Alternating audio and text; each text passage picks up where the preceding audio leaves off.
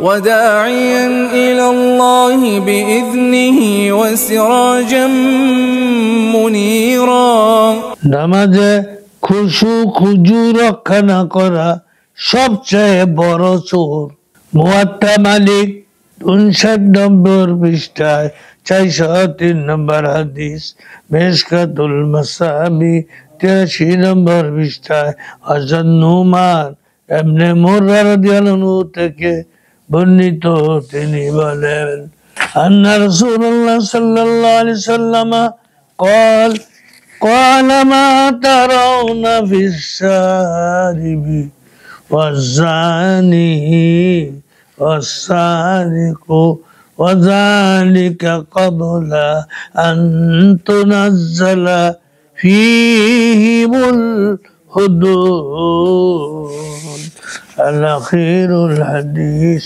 رسول خدا সাল্লাল্লাহু আলাইহি ওয়াসাল্লাম সাহাবা কেরামকে উদ্দেশ্য করে বললেন, মদ্যপায়ী, ব্যভিচারী ও চোরের ব্যাপারে তোমাদের কি ধারণা? নবী করিম সাল্লাল্লাহু আলাইহি ওয়াসাল্লামের এই প্রশ্ন এইসব অপরাধের শাস্তি বিধানের আয়াতের নাজিল হবার আগে সাহাবীগণ আরজ করলেন, এ ব্যাপারে আল্লাহ আল্লাহ রাসূলই ভালো জানেন। নবী করিম উত্তর দিলেন, গুনাহ কবিরা, এর সাজাও আছে।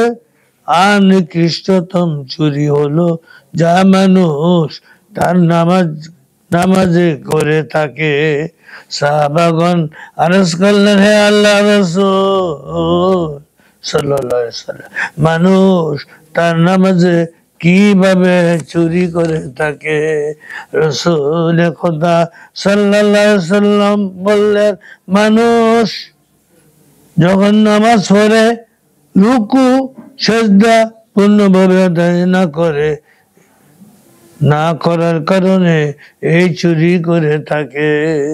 মিশকাতুল মাসাবি 83 নম্বর পৃষ্ঠায় হযরত আবু কাতাদা রাদিয়াল্লাহু আনহু থেকে বর্ণিত, তিনি বলেন, قال رسول الله صلى الله عليه وسلم أسوأ الناس